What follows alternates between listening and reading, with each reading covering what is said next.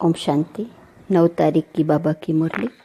मीठे बच्चे, बाप आया है तुम बच्चों को भक्ति तू आत्मा से ज्ञानी तू आत्मा बनाने, पतित से पावन बनाने। प्रश्न, ज्ञानवान बच्चे किस चिंतन में सदा रहते हैं?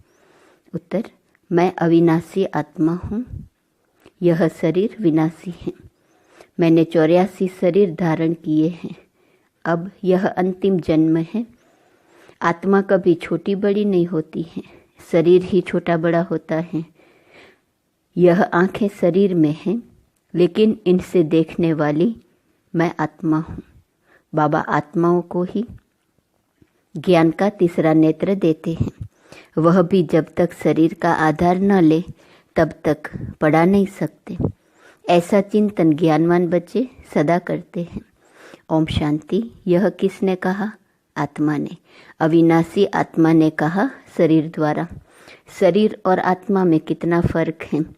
शरीर 5 तत्व का इतना बड़ा पुतला बन जाता है।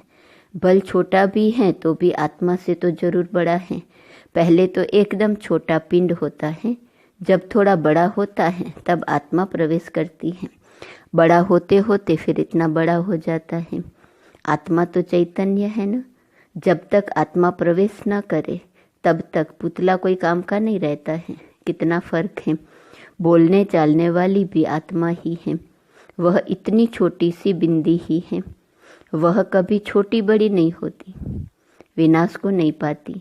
अब यह परम आत्मा बाप ने समझाया है कि मैं अविनाशी हूँ, यह शरीर विनाशी है। उनमें मैं प्रवेश कर पार्ट बजाता हूँ। यह बातें तुम अभी चिंतन में लाते हो। आगे तो न आत्मा को जानते थे न परमात्मा को जानते थे। सिर्फ कहने मात्र कहते थे, हे परमपिता परमात्मा। आत्मा भी समझते थे, परंतु कोई ने कहा तुम परमात्मा हो। यह किसने बताया?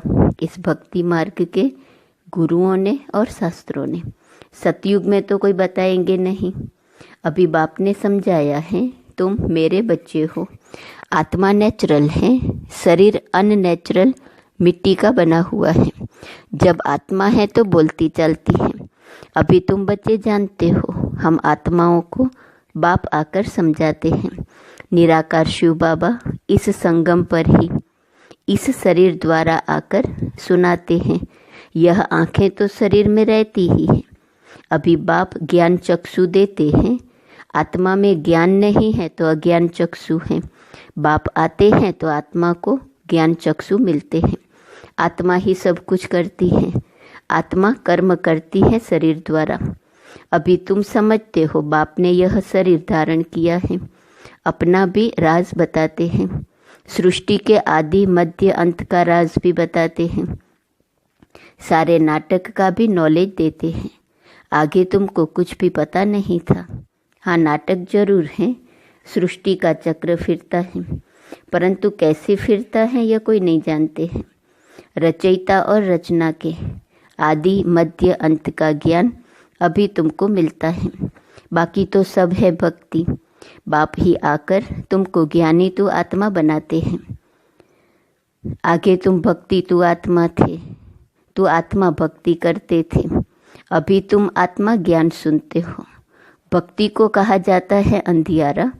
ऐसे नहीं कहेंगे भक्ति से भगवान मिलता है। बाप ने समझाया है, भक्ति का भी पार्ट है, ज्ञान का भी पार्ट है। तुम जानते हो, हम भक्ति करते थे तो कोई सुख नहीं था। भक्ति करते धक्का खाते रहते थे, बाप को ढूंढते थे। अभी समझते हो, यज्ञ तप दान पुण्य आदि जो कुछ करते थे, ढूंढते ढूंढते धक्का खाते खाते तंग हो जाते हैं, तमो प्रधान बन जाते हैं। क्योंकि गिरना होता है ना, झूठे काम करना, छीछी होना होता है। पतित भी बन गए। ऐसे नहीं कि पावन होने के लिए भक्ति करते थे। भगवान से पावन बनने बिगर हम पावन दुनिया में जा नहीं सकेंगे। ऐसे नहीं कि पावन बनने बिगर भगवान से नहीं मिल सकते। भगवान को तो कहते हैं आकर पावन बनाओ। पतित ही भगवान से मिलते हैं पावन होने के लिए। पावन से तो भगवान मिलता नहीं, सतयुग में थोड़े ही इन लक्ष्मी नारायण से भगवान मिलता है। भगवान आकर के तुम पतितों को पावन बनाते हैं और तुम यह शरीर छोड़ देते हो। पावन तो इस तमो प्रधान पतित सृष्टि में रह नहीं सकते। बाप तुमको पावन बनाकर गुम हो जाते हैं। उनका पार्ट ही ड्रामा में वंडरफुल है। जैसे आत्मा देखने में आती नहीं है, बल साक्षात्कार होता है तो भी समझ न सके, और तो सबको समझ सकते हैं, यह फलाना है, यह फलाना है, याद करते हैं, चाहते हैं फलाने का चैतन्य में साक्षात्कार हो, और तो कोई मतलब नहीं। अच्छा, चैतन्य में देखते हो फिर क्या, साक्षात्कार हुआ फिर तो गुम हो जाएगा। अल्पकाल क्षण भंगुर सुख की आशा पूरी होगी, उसको कहा जाएगा अल्पकाल क्षण भंगुर सुख। साक्षात्कार की चाहना थी, वह मिला। बस यहाँ तो मूल बात है पतित से पावन बनने की। पावन बनेंगे तो देवता बन जाएंगे, अर्थात स्वर्ग में चले जाएंगे। शास्त्रों में तो कल्प की आयु लाखों वर्ष लिख दी है। समझते हैं कलयुग में अर्जुन 40,000 वर्ष पड़े हैं। बाबा तो समझाते हैं सारा कल्प ही 5,000 वर्ष का है। तो मनुष्य अंधियारे में है ना, उसको कहा जाता है घोर अंधियारा। ज्ञान कोई में है नहीं, वह सब है भक्ति। रावण जब से आता है तो भक्ति भी उनके साथ है, और जब बाप आते हैं तो उनके साथ ज्ञान है। बाप से एक ही बार ज्ञान का वर्षा मिलता है, घड़ी घड़ी नहीं मिल सकता। वहाँ तो तुम कोई को ज्ञान देते नहीं, दरकार ही नहीं। ज्ञान उनको मिलता है जो अज्ञान में है। बाप को कोई भी जानते ही नहीं। बाप को गाली देने बिगर कोई बात ही नहीं करते। यह भी तुम बच्चे अभी समझते हो। तुम कहते हो ईश्वर सर्वव्यापी नहीं है, वह हम आत्माओं का बाप है, और वह कहते कि नहीं परमात्मा ठीकर भीतर में है। तुम बच्चों ने अच्छी तरह समझा है, भक्ति बिल्कुल अलग चीज़ है, उनमें जरा भी ज्ञान नहीं होता, समय ही सारा बदल जाता है। भगवान का भी नाम बदल जाता है, फिर मनुष्यों का भी नाम बदल जाता है। पहले कहा जाता है देवता, फिर क्षत्रिय, वैश्य, शूद्र। वह दैवी गुणों वाले मनुष्य हैं और यह है आसुरी गुणों वाले मनुष्य, बिल्कुल छी हैं। गुरु नानक ने भी कहा है असंख्य चोर। मनुष्य कोई ऐसा कहे तो उनको जट कहेंगे तुम ये क्या गाली देते हो, परंतु बाप कहते हैं यह सब आसुरी संप्रदाय हैं। तुमको क्लियर कर समझाते हैं, वह रावण संप्रदाय, वह राम संप्रदाय। गांधी जी भी कहते थे हमको राम राज्य चाहिए। राम राज्य में सब निर्विकारी हैं, रावण राज्य में सब विकारी हैं। इनका नाम ही है वैश्यालय। रव रव नर्क है ना। इस समय के मनुष्य विषय वैतरणी नदी में पड़े हैं। मनुष्य, जानवर आदि सब एक समान हैं। मनुष्य की कोई भी महिमा नहीं है। 5 विकारों पर तुम बच्चे जीत पाकर मनुष्य से देवता पद पाते हो, बाकी सब खत्म हो जाते हैं। देवताएं सतयुग में रहते थे, अभी इस कलयुग में असुर रहते हैं। असुरों की निशानी क्या है? 5 विकार। देवताओं को कहा जाता है संपूर्ण निर्विकारी और असुरों को कहा जाता है संपूर्ण विकारी। वह है 16 कला संपूर्ण, यहाँ 9 कला। सबकी कला काया चट हो गई है। अब यह बाप बच्चों को बैठ समझाते हैं। बाप आते भी हैं पुरानी आसुरी दुनिया को चेंज करने। रावण राज्य वैश्यालय को शिवालय बनाते हैं। उन्होंने तो यहाँ ही नाम रख दिए, त्रिमूर्ति हाउस, त्रिमूर्ति रोड। आगे थोड़े ही यह नाम थे। अब होना क्या चाहिए? ये सारी दुनिया किसकी है? परमात्मा की है ना। परमात्मा की दुनिया है जो आधा कल्प पवित्र, आधा कल्प अपवित्र रहती है। क्रिएटर तो बाप को कहा जाता है ना, तो उनकी ही ये दुनिया हुई ना। बाप समझाते हैं मैं ही मालिक हूँ, मैं बीज रूप चैतन्य ज्ञान का सागर हूँ। मेरे में सारा ज्ञान है और कोई में नहीं। तुम समझ सकते हो इस सृष्टि चक्र के आदि मध्य अंत का नॉलेज बाप में ही है। बाकी तो सब हैं गपोड़े। मुख्य गपोड़ा बहुत खराब है जिसके लिए बाप उल्हाना देते हैं।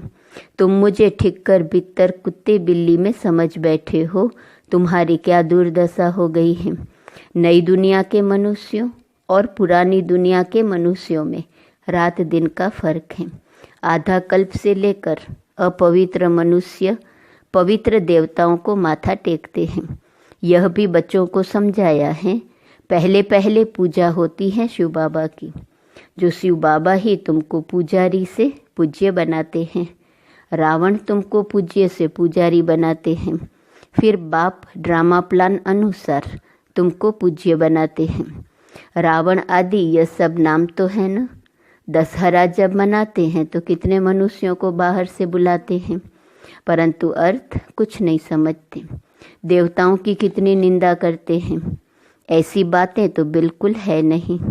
जैसे कहते हैं ईश्वर नाम रूप से न्यारा है, अर्थात नहीं है, वैसे यह जो कुछ खेल आदि बनाते हैं वह कुछ भी है नहीं।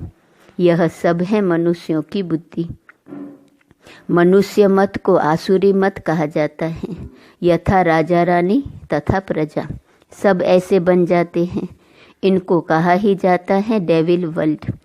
सब एक दो को गाली देते रहते हैं। तो बाप समझाते हैं, बच्चे जब बैठते हो तो अपने को आत्मा समझ बाप को याद करो।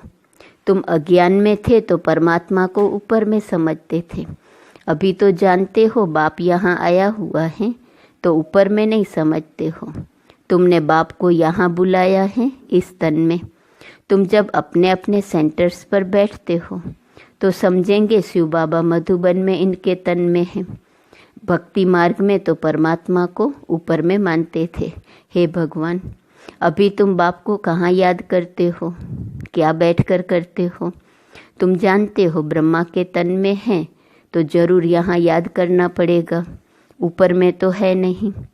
यहाँ आया हुआ है पुरुषोत्तम संगम युग पर। बाप कहते हैं तुमको इतना ऊंच बनाने मैं यहाँ आया हूँ। तुम बच्चे यहाँ याद करेंगे, भक्त तो ऊपर में याद करेंगे। तुम बल विलायत में होंगे तो भी कहेंगे ब्रह्मा के तन में शिव बाबा हैं। तन तो जरूर चाहिए ना। कहाँ भी तुम बैठे होंगे तो जरूर यहाँ याद करेंगे। ब्रह्मा के तन में ही याद करना पड़े। कई बुद्धिहीन ब्रह्मा को नहीं मानते हैं। बाबा ऐसे नहीं कहते ब्रह्मा को याद न करो। ब्रह्मा बिगर शिव बाबा कैसे याद पड़ेगा। बाप कहते हैं मैं इस तन में हूँ, इसमें मुझे याद करो। इसलिए तुम बाप और दादा दोनों को याद करते हो। बुद्धि में यह ज्ञान है, इनकी अपनी आत्मा है। शिव बाबा को तो अपना शरीर नहीं है। बाप ने कहा है मैं इस प्रकृति का आधार लेता हूँ। बाप बैठ सारे ब्रह्मांड और सृष्टि के आदि मध्य अंत का राज समझाते हैं। और कोई ब्रह्मांड को जानते ही नहीं। ब्रह्म जिसमें हम और तुम रहते हो, सुप्रीम बाप नॉन सुप्रीम आत्माएं रहने वाली उस ब्रह्म लोक शांति धाम की है। शांति धाम बहुत मीठा नाम है। यह सब बातें तुम्हारी बुद्धि में हैं। हम असल के रहवासी ब्रह्म महतत्व के हैं, जिसको निर्वाण धाम वानप्रस्थ कहा जाता है। यह बातें अभी तुम्हारी बुद्धि में हैं। जब भक्ति है तो ज्ञान का अक्षर नहीं। इनको कहा जाता है पुरुषोत्तम संगम युग, जबकि चेंज होती है। पुरानी दुनिया में असुर रहते हैं, नई दुनिया में देवताएं रहते हैं, तो उनको चेंज करने के लिए बाप को आना पड़ता है। सतयुग में तुमको कुछ भी पता नहीं रहेगा। अभी तुम कलयुग में हो तो भी कुछ पता नहीं है। जब नई दुनिया में होंगे तो भी इस पुरानी दुनिया का कुछ पता नहीं होगा। अभी पुरानी दुनिया में हो तो नई का मालूम नहीं है। नई दुनिया कब थी पता नहीं, वह तो लाखों वर्ष कह देते हैं। तुम बच्चे जानते हो बाप इस संगम युग पर ही कल्प कल्प आते हैं, आकर इस वैरायटी झाड़ का राज समझाते हैं। और ये चक्र कैसे फिरता है वह भी तुम बच्चों को समझाते हैं। तुम्हारा धंधा ही है यह समझाने का। अब एक एक को समझाने से तो बहुत टाइम लग जाए, इसलिए अभी तुम बहुतों को समझाते हो, बहुत समझते हैं। यह मीठी मीठी बातें फिर बहुतों को समझानी है। तुम प्रदर्शनी आदि में समझाते हो ना, अब शिव जयंती पर और भी अच्छी रीति बहुतों को बुलाकर समझाना है। खेल की ड्यूरेशन कितनी है तुम तो एक्यूरेट बताएंगे। यह हुई टॉपिक्स। हम भी यह समझाएंगे। तुमको बाप समझाते हैं ना, जिससे तुम देवता बन जाते हो। जैसे तुम समझकर देवता बनते हो वैसे औरों को भी बनाते हो। बाप ने हमको यह समझाया है। हम किसकी ग्लानि आदि नहीं करते हैं।